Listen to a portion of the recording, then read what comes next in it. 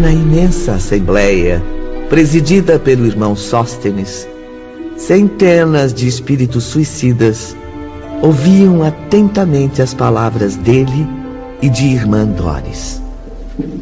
Os ensinamentos que receberão certamente irão influenciar bastante na sua vitória. Uma vitória das mais difíceis que deverão alcançar contra vocês mesmos. Mas não sairão daqui alçando esferas espirituais mais elevadas, enquanto de nosso instituto ou de suas consciências não receberem certificados de reabilitação. E quando teremos tais certificados, irmã Doris? Somente após a reencarnação, meus amigos, uma vez terminado o curso iniciado neste momento. Aqui estão os seus educadores. São como anjos tutelares que se dedicarão tanto a vocês quanto a seus destinos. Eles acompanharão a todos, a partir deste momento, em todos os dias de sua vida. E só darão por cumprida a nobre missão quando vocês voltarem da Terra novamente para este abrigo no mundo espiritual. Receberão, então, e ganharão como que um passaporte para outra localidade espiritual, onde retomarão a rota evolutiva tragicamente interrompida pelo suicídio. À minha direita está Epaminondas de Vigo, espírito elevadíssimo, que vem desde o antigo Egito e da Idade Média na Espanha até os dias atuais, servindo a verdade em nome de Deus. Nos tempos apostólicos, como discípulo de Pedro, glorificou o Mestre Divino, sofrendo o martírio e a morte no circo de Nero. Na Espanha, brilhou como estrela salvadora, auxiliando os desgraçados e perseguidos.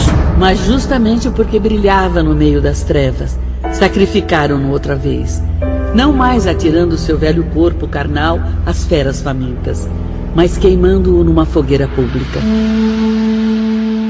À esquerda, Surya Oma, antigo mestre de iniciação em Alexandria, notável filósofo na Grécia, logo após a chegada de Sócrates. Como precursor de Jesus Cristo, ensinou a doutrina secreta a discípulos das mais modestas classes sociais, aos deserdados e infelizes. Espalhou conhecimentos repletos de vibrações divinas, inspirado na elevação dos pensamentos ao Criador. Mais tarde, reencarnou na própria Judéia, atraído pela figura incomparável do Mestre dos Mestres. Desdobrou-se em atitudes humildes, por seguir as pegadas luminosas do Pastor Celeste. Já em idade avançada, conheceu as duras perseguições de Jerusalém. Fortalecido por uma fé inabalável, sofreu longo martírio no fundo de um calabouço. Foi torturado com a cegueira, martirizado com espancamentos, mutilações dolorosas, até que seu corpo não mais resistiu e ele passou para a grande pátria espiritual. Surya Omar, como Epaminondas, teve a mente voltada desde muitos séculos para as altas expressões da espiritualidade. Hoje, se ambos continuam operando na região de angústias em que nos encontramos, não será porque lhes faltem merecimentos para alçar esferas superiores, mas porque preferem estender atenções e amor aos mais desgraçados. E este é Aníbal, meus caros filhos, jovem que conheceu pessoalmente a Jesus de Nazaré durante suas pregações inesquecíveis pela Judéia. Aníbal de Silas, um daqueles meninos presentes no grupo que Jesus abençoou diretamente, dizendo: deixai vir a mim as criancinhas, porque delas é o reino dos céus. Aníbal, que oferecerá a vocês ensinamentos cristãos exatamente como os ouviu do próprio Mestre.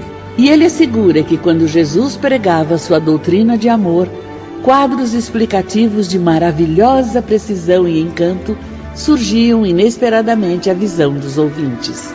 Sim, irmã Doris, esclarecendo-os de forma inconfundível, por imprimirem na mente de cada um o exemplo que nunca mais seria esquecido. Era por isso que, falando, o grande Salvador conseguia conter multidões famintas por longas horas.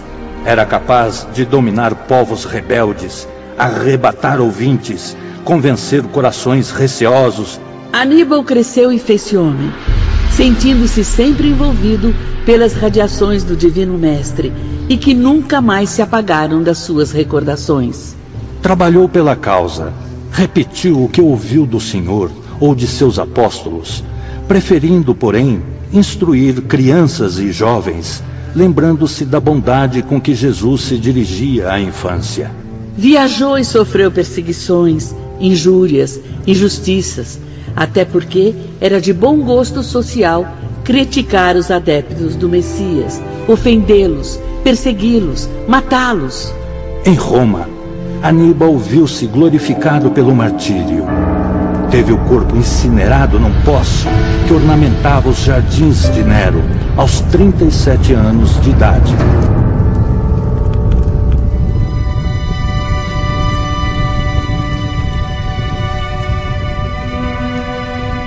Sincero, apaixonado pela boa nova do Filho de Deus, será a boa nova, o ensino que ministrará a vocês, pois para ele são como meninos que ainda ignoram tudo em torno dela.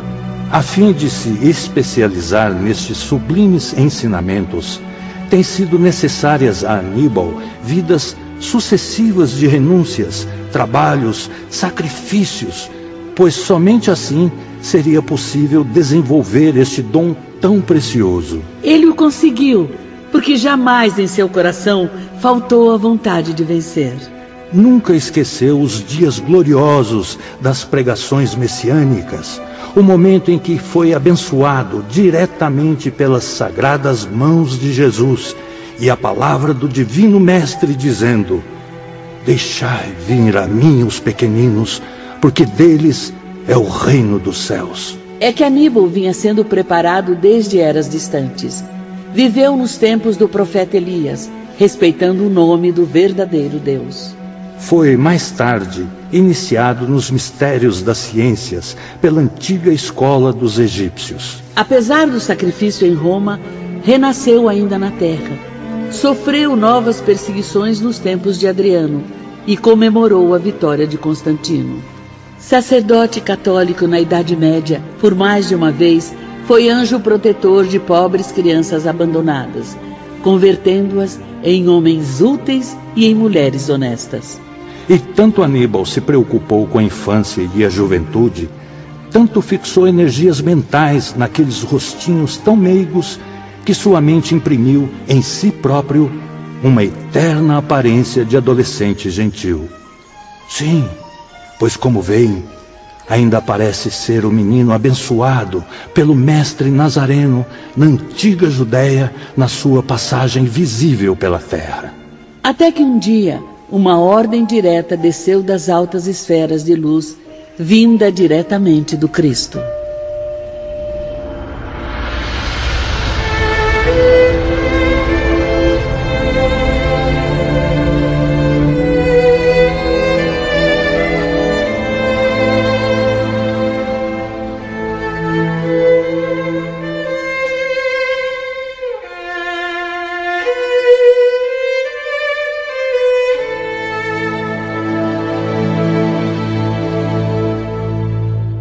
Vai, Aníbal, e oferece dos teus labores à legião de minha mãe.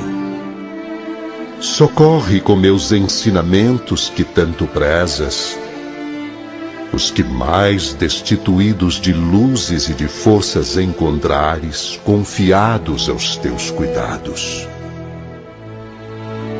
Pensa de preferência naqueles cujas mentes hão desfalecido sob as penalidades do suicídio. Entreguei-os de há muito à direção de minha mãe, porque só a inspiração maternal será bastante caridosa para erguê-los para Deus. Ensina-lhes, Aníbal, a minha palavra. Desperta-os recordando-lhes os exemplos que deixei. Através de minhas lições, ensina-os a amar, a servir, a dominar as paixões, aplicando sobre elas as forças do conhecimento. a encontrar as estradas da redenção no cumprimento do dever que para os homens tracei, a sofrer com paciência, porque o sofrimento é prenúncio de glória, alavanca poderosa do progresso. Abre-lhes o livro das tuas recordações. Lembra-te de quando me ouvias na Judéia e ilumina-os com as claridades do meu evangelho, pois é só isso o que lhes falta.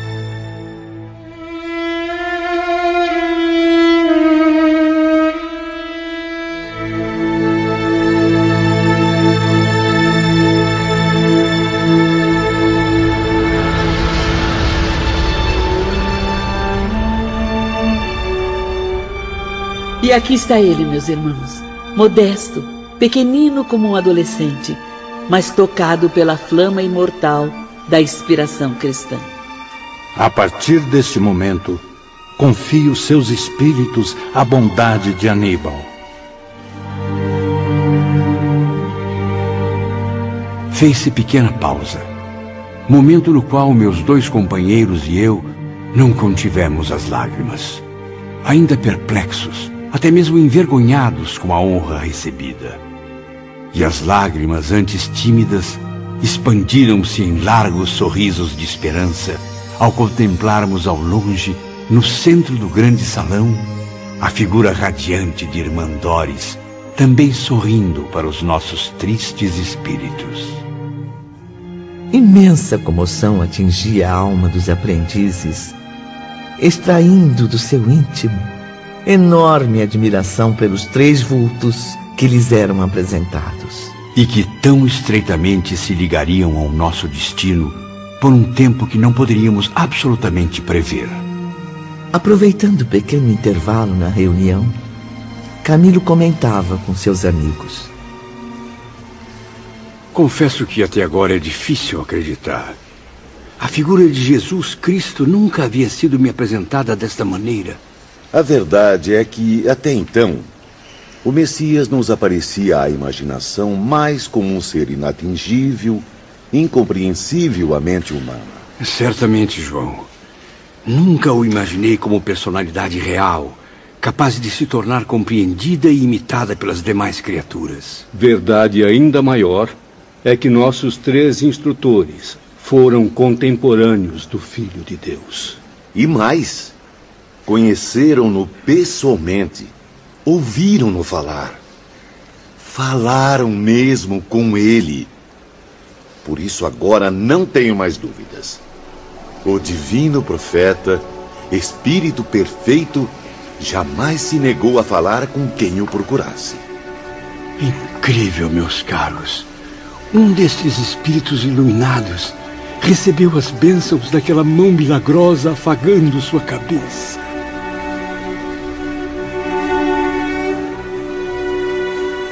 Muitos internos haviam ocultado a face entre as mãos. Outros se entregavam às lágrimas silenciosas, discretas, que desciam como se purificassem suas almas num grato e fervoroso batismo. A emoção era geral, Ivone. O silêncio continuou por alguns instantes, até que Sóstenes continuou, auxiliado pela sábia Irmã Doris. Não é aconselhável a perda de tempo, meus filhos. Iniciaremos hoje mesmo medidas favoráveis a todos vocês. Serão novamente divididos em grupos de 10, continuando separadas, como no hospital, as damas dos cavalheiros. Somente durante as aulas, ou em dias de reuniões recreativas, poderão encontrar-se e trocar ideias com elas. Podemos saber o motivo da separação também aqui neste departamento, nobres irmãos? Isso acontecerá, Camilo, porque vocês trazem ainda influências da matéria, inquietações mentais que convém educar. Seus pensamentos deverão habituar-se à disciplina saudável, encaminhando-se o mais rápido possível para as boas expressões do espírito. A ideia de sexo é um dos grandes obstáculos às conquistas mentais. As tendências sexuais oprimem a vontade, perturbam as energias da alma, induzindo-a para vibrações pesadas que retardam a evolução espiritual. Por isso, será mais prudente o isolamento. A separação levará vocês a se esquecerem de que foram homens e mulheres no plano material. Em seguida, se lembrarão de que agora devem buscar o amor espiritual, com o sentimento fraterno inalterável. Contudo, entidades esclarecidas e que ocuparam na Terra corpos femininos acompanharão todos vocês em missões educativas e familiares. Escolhidas em nossa equipe de legionários vigilantes, serão como mentoras que os auxiliarão a se adaptarem ao ambiente espiritual. Desculpe-me, irmão Sóstenes, mas já não conhecemos o ambiente espiritual? Na verdade, ainda o desconhecem, e muito, meu caro Camilo Botelho. Seus estágios no além-túmulo têm se verificado, até agora, apenas entre as camadas inferiores do invisível, o que não é a mesma coisa. E quais serão as funções delas enquanto nossas mentoras, digníssimos? Atenderão a seus pedidos, transmitindo-os à diretoria. Manterão assim, ao redor dos seus corações, os sagrados sentimentos da família. Porque ainda reencarnarão muitas vezes, reconstituindo lares que nem sempre souberam respeitar. Ao acompanhar vocês, essas mulheres desempenharão o papel do carinho materno. Como veem, meus filhos, toda ajuda que a lei permite no caso deplorável de vocês será oferecida pela direção desta colônia espiritual. Então, avante, caros amigos e irmãos. Coragem, fé e determinação para a grande batalha libertadora. Em um salão, ao lado da sala de assembleias, encontravam-se as damas da vigilância. Eram legionárias em aprendizado para futuras tarefas femininas. Serviços a serem experimentados na Terra, mas que seriam praticados agora junto a nós, espíritos sofredores, carentes de elucidações e conforto. Rita e Doris estavam entre elas, o que foi um alívio para Camilo e seus companheiros. E foi com extrema satisfação que os aprendizes beijaram as mãos daquelas nobres mulheres. Venham, meus amigos. Serão agora encaminhados a outro importante setor.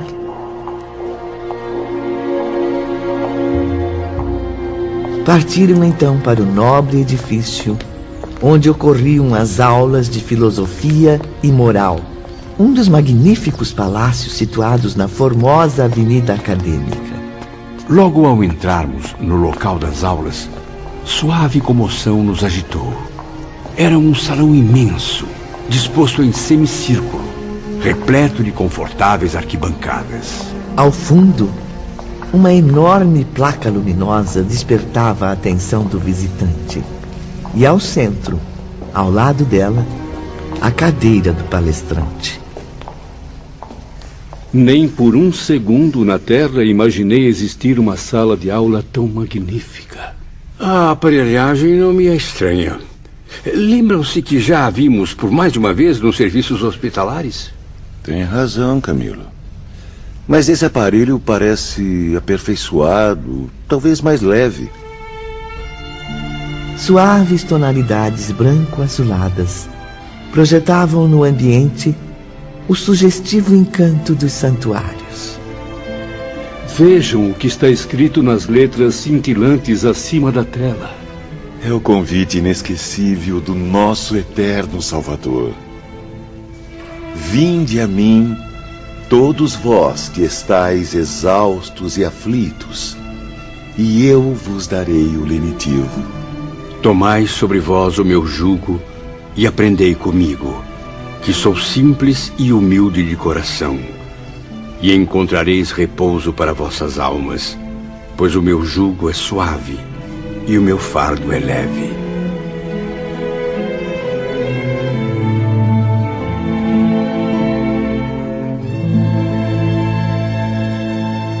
Logo depois, entrava na sala o primeiro professor. Era o jovem Aníbal de Silas. Vinha seguido de 2 auxiliares, Pedro e Salústio, adolescentes também e muito atenciosos. A brilhante irmã Rita, igualmente, integrava o grupo de iniciados espirituais.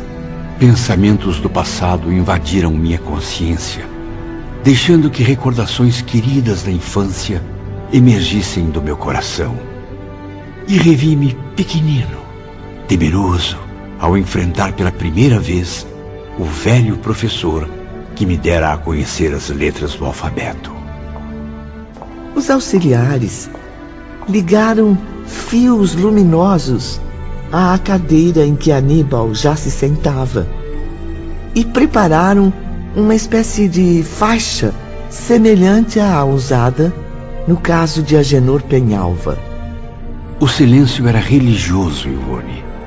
Percebia-se grande harmonia que se impunha, criando um profundo bem-estar.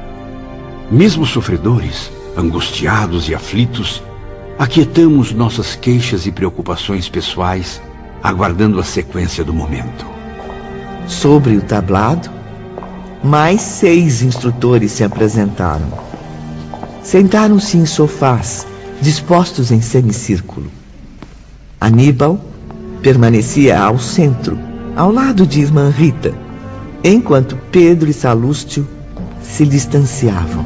Aníbal levantou-se. Sentimentos de esperança murmuravam misteriosamente em nossos corações desesperados.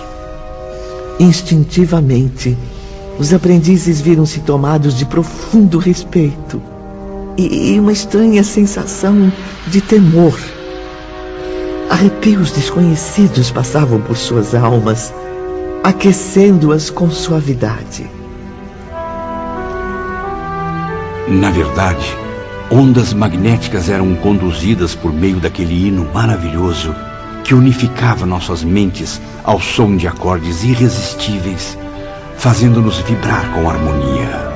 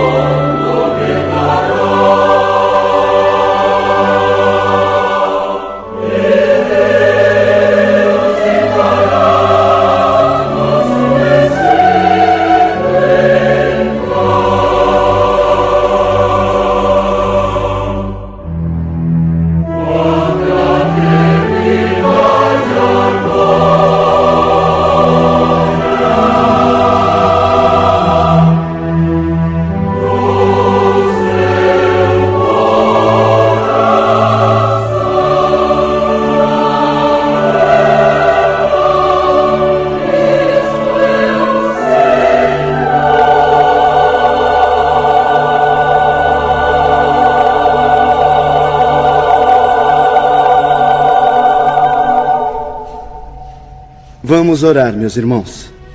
Antes de quaisquer compromissos, cumpre-nos o dever de nos apresentarmos a Deus pelas forças mentais do nosso espírito. Homenageemos o Todo-Poderoso com nossos respeitos, solicitando a nós suas bênçãos divinas.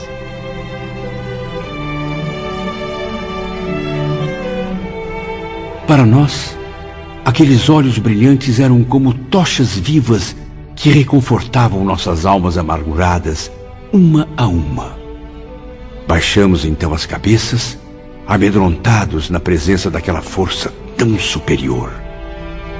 A prece, meus caros irmãos, será a vigorosa fortaleza capaz de manter serenos os seus pensamentos.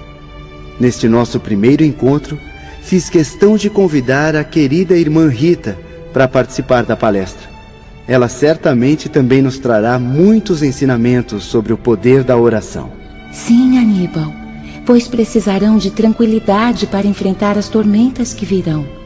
Por isso, alçar a mente ao infinito, nas suaves expressões de uma oração sincera e inteligente, é a chave para o início do progresso. Orando, apresentando-se confiantes e respeitosos ao Pai Supremo, receberão dele a influência bendita de suas forças indestrutíveis. Impulsionados pela prece bem sentida e compreendida, aprenderão cada vez mais a mergulhar o pensamento nas dádivas celestes e voltarão esclarecidos para desempenhar as mais árduas tarefas. No intuito de iniciarem logo esse roteiro tão proveitoso, convém esquecer o passado e perseverar no bem, meus amigos. Não importa se a lembrança dos crimes cometidos pese em suas consciências, nem que por isso surjam novas dificuldades a enfrentar. O que se torna urgente e inadiável é querer iniciar a tentativa. É vocês se aventurarem vigorosamente reanimados pela mais viva coragem que puderem convocar. E Aníbal orou então, atraindo nossos míseros pensamentos para aquelas estradas suaves que espalhavam bálsamos confortadores e forças renovadoras. À medida que orava, porém, uma faixa fosforescente de radiação azulada estendia-se sobre ele, envolvendo a todos como num mágico gesto de bênção. Aníbal sentou-se ao centro do semicírculo formado pelos 6 instrutores. Pedro e Salúcio colocaram a faixa de luz em sua cabeça, ligando-a à tela espelhada. Um minuto de recolhimento e concentração predominou entre o grupo dos elevados orientadores espirituais. Logo após, o professor iniciava a explicação da sua importante aula, assessorado por Rita. Pela importância do que se passou, Ivone, não apenas naquele dia, como nos subsequentes, durante essas aulas inesquecíveis, decidi dedicar um capítulo de minha obra a estes fantásticos acontecimentos espirituais. Louvado seja Deus por me oferecer a honra de transcrever estas páginas iluminadas, as quais se propagam agora através das ondas sonoras. E que muitos ainda possam ouvir e passar adiante estes ensinamentos. Sim, pela influência que exerceu sobre nosso destino, nosso desenvolvimento moral e mental, o mínimo que eu poderia fazer, Ivone, era oferecer à humanidade este capítulo especial. Feito com muito esforço e boa vontade. Sem dúvida, querida amiga.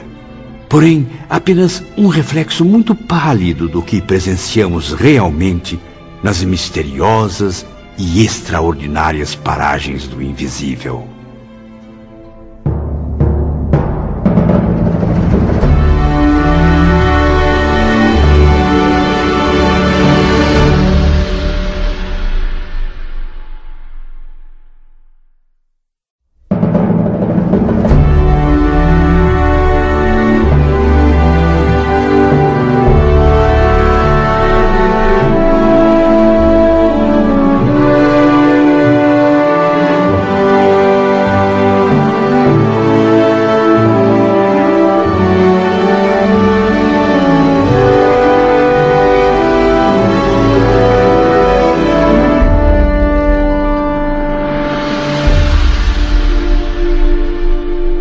Muito atentos, Camilo e as centenas de espíritos suicidas ouviam as exposições de Aníbal e de Rita.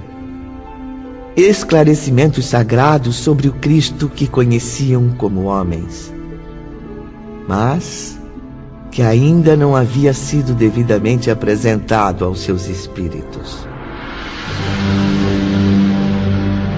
É urgente que cada um de nós, assim como a humanidade inteira, se reeduque sob a orientação das normas cristãs. Não existem superstições, nem fatos anormais na epopeia do cristianismo, como muitos imaginam. Ele não está limitado entre o presépio de Belém ao drama do Calvário, mas se estende das esferas de luz às sombras da terra eternamente. O cristianismo possui bases práticas, trazendo por finalidade a recuperação moral do ser humano. Só a magnífica doutrina exposta por Jesus permitirá a vocês, assim como a toda a humanidade, a oportunidade para a verdadeira reabilitação, para a aquisição de uma nova e elevada moral, de renascimento pessoal e coletivo, de progresso legítimo. Exatamente, Aníbal. Não importa que sejam doutores, sábios, gênios até. De nada servirão tantos títulos se desconhecerem as normas da justiça cristã. É nelas que reside a glória da felicidade eterna, uma vez que a sabedoria sem amor e sem fraternidade é glorificada apenas nas sociedades terrenas. Ah, minha querida irmã Rita, como tem evoluído no dom da palavra. Fico muito grato com a sua preciosa colaboração. Será sempre uma dádiva poder compartilhar o pouco que sei com os senhores. Mas creio que já falei demais. Afinal, esta aula não é minha. De modo algum, minha cara. Fique. Estou certo de que ainda tem muito a colaborar. Aliás, meus amigos, é na primeira aula que costumo apresentar-me aos alunos, coisa que ainda não fiz. Também, depois da majestosa apresentação feita por Sóstenes e Dóris... Tem razão, Rita. Mas como sabe, é necessário que os aprendizes me conheçam ainda melhor para que minhas experiências os estimulem nas novas etapas. Certamente, pois como o irmão Sóstenes nos diz, será sempre de boa pedagogia que um mentor apresente seus próprios exemplos aos alunos. O que tem a dizer, meus irmãos? Que sejam apresentados e seguidos todos os seus exemplos, meu irmão. Não temos dúvida de que obteremos êxito com eles. Antes de tudo, Camilo, devo levar vocês a confiarem em mim, tornando-se meus amigos, considerando-me um espírito digno de ser ouvido e acatado.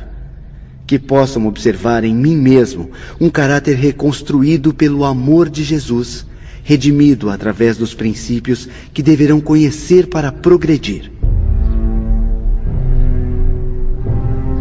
Então o jovem Aníbal contou-nos a sua vida.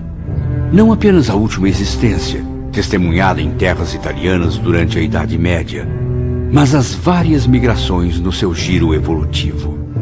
Mas não pense, caro ouvinte, que foram existências marcadas somente pela fé e pela moral. Aníbal narrou também seus deslizes como espírito em marcha, as lutas pela redenção diante do sacrifício das reparações. Recordou seus primeiros impulsos para o bem, as incansáveis missões inspiradas no arrependimento pelo tempo perdido, tarefas sempre crescentes, cada vez mais árduas. Também o aprendizado resultante de suas reparações, de trabalhos no plano espiritual e no material, a fim de provar a eficiência dos progressos adquiridos. Demonstrou aos aprendizes seu devotamento a Jesus, a quem se uniu por uma dedicação indestrutível. No entanto, Ivone, era com assombro que ouvíamos as palavras de Aníbal traduzidas em imagens na tela do aparelho milagroso. Enquanto falava, a realidade de suas encarnações se reproduziam ali com tanta nitidez que parecíamos vivenciar com ele aquelas incríveis lembranças. O poder da sugestão era tão forte que nossos sentimentos entravam em harmonia com a vontade do mentor e dos seus companheiros ali presentes. Esse fenômeno nos levava a esquecer que não passávamos de meros alunos. Mais completo, real e encantador do que o cinema. Mais convincente que as cenas teatrais. Era a vida em si mesma. natural, humana, real. Os pensamentos de Aníbal foram passando gradativamente pela tela, enquanto os alunos nem se davam conta de que tratava-se de um aparelho. Porque não o distinguíamos. Estávamos concentrados apenas no conteúdo, nos fatos que se destacariam em nossas mentes como estímulos para o futuro. Cessaram as dramáticas lembranças. Os assistentes desligaram a aparelhagem. O iluminado instrutor adolescente, então, surgia à mente dos aprendizes como um ser muito querido, de quem nunca mais desejariam se separar. Era, por assim dizer, uma comunhão de nossas almas com a de Aníbal, com seus nobres e fraternos anseios.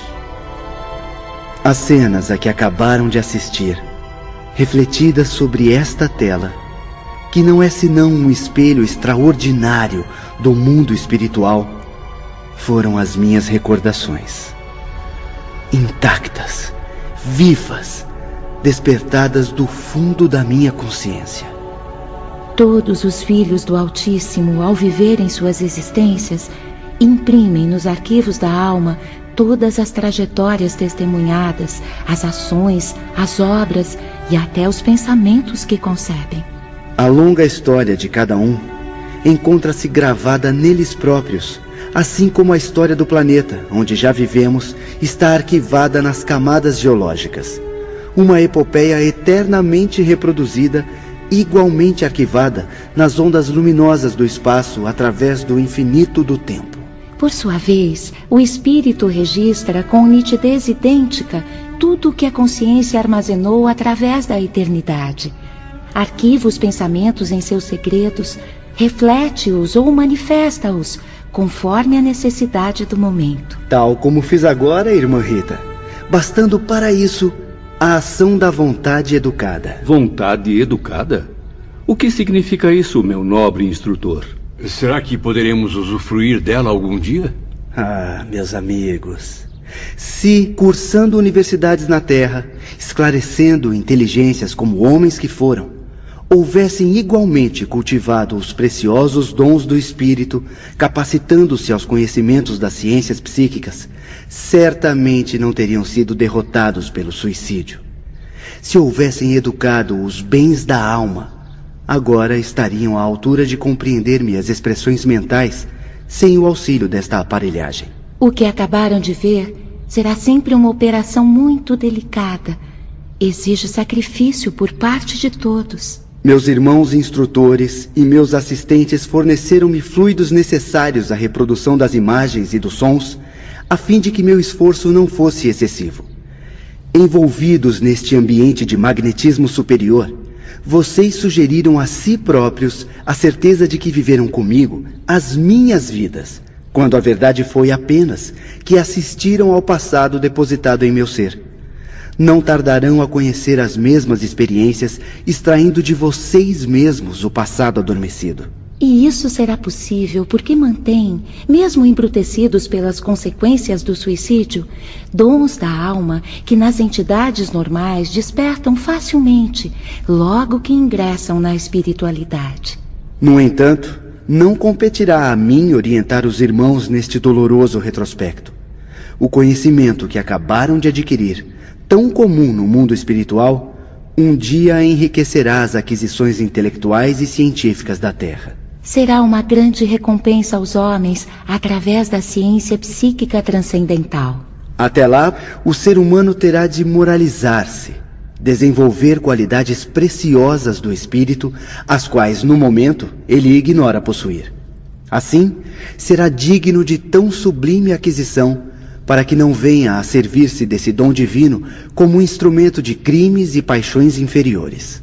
Seria esse dom o mesmo praticado por Jesus Cristo durante sua peregrinação na Terra? Sim, Camilo, mas infelizmente seu valor ainda é desconhecido às inteligências vulgares. Há 2000 anos foi exercido para educar os primeiros cristãos. Seria difícil explicar as sublimes lições do Evangelho a criaturas simples e analfabetas, apenas com a veemência da oratória, a magia do verbo. O Nazareno, senhor de poderes psíquicos incalculáveis para nós, dono da maior força mental já concebida, criava cenas e corporificava-as, dando aos ouvintes o esplendor das visões interiores. Imagens que o seu pensamento fecundo e poderoso não se cansava de distribuir. É certo, porém, que nem todos aqueles que o ouviam estariam à altura de compreendê-lo. Como já foi dito, mesmo dentre os escolhidos para auxiliá-lo, houve quem não o compreendesse. Mas os outros, para quem ele representava a luz invencível da verdade, os simples, os sofredores, destituídos de vaidade, seguiam seu pensamento luminoso e absorviam os ensinamentos. Seus discípulos, do mesmo modo, ao falarem sobre Jesus, projetavam recordações inconscientemente. Recebidas por seus cooperadores espirituais, essas lembranças eram imediatamente corporificadas para a visão do ouvinte sincero e de boa vontade. A partir daquele dia, assistíamos periodicamente às aulas de Aníbal. Iniciou-se assim, definitivamente, o nosso preparo moral à luz das doutrinas cristãs. Ao fim de uma das aulas, Camilo reuniu-se com seus amigos mais próximos, em frente do majestoso centro de estudos. Impressionantes as exposições sobre as causas da vinda de Jesus à Terra. É verdade, Belarmino. E o desfile de civilizações que passou pela tela mágica? Fico cada vez mais surpreso com os vícios e fraquezas da humanidade. Desde os primórdios, as misérias humanas já imperavam sobre a Terra. Muitas das quais nunca jamais tivemos a oportunidade de perceber, João. Está aqui no meu caderno. Anotei tudo, imagem por imagem, palavra por palavra. Sem os ensinamentos cristãos, as sociedades terrenas apresentavam-se como um mundo sem a luz do sol, um coração vazio e sem esperança. E eu, que achava ser o catedrático mais culto, o professor mais brilhante da Europa, quiçá do planeta, não chego aos pés deste jovem incomparável. Um instrutor que fala e suas exposições magistrais arrancam dos tempos mais remotos aos dias de hoje imagens, exemplos e motivos reais que se humanizam diante de nós, levando-nos a estudá-los com profundo interesse. Dias depois, Camilo e seus companheiros no mundo espiritual iniciavam um curso superior de filosofia, ainda sob orientação do jovem Aníbal de Silas.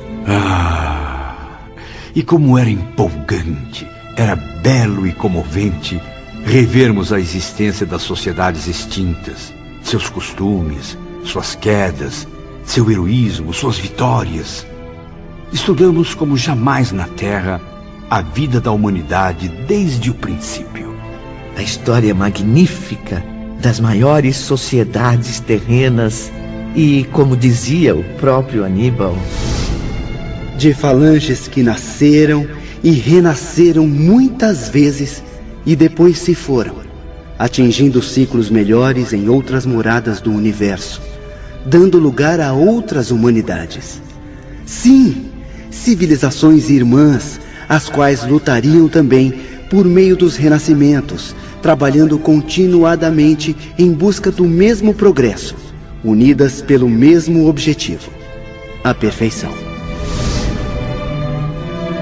No decorrer dos meses, as aulas tornavam-se cada vez mais angustiantes, deixando os aprendizes extremamente perturbados. Meus amigos, confesso que não suporto mais deparar-me com tantas desgraças a serem estudadas. Também me sinto indignado com tantos sofrimentos, problemas, com o egoísmo que permeia a raça humana, tão ignorante da própria finalidade da vida. Não podemos mais ficar indiferentes como meros observadores frios.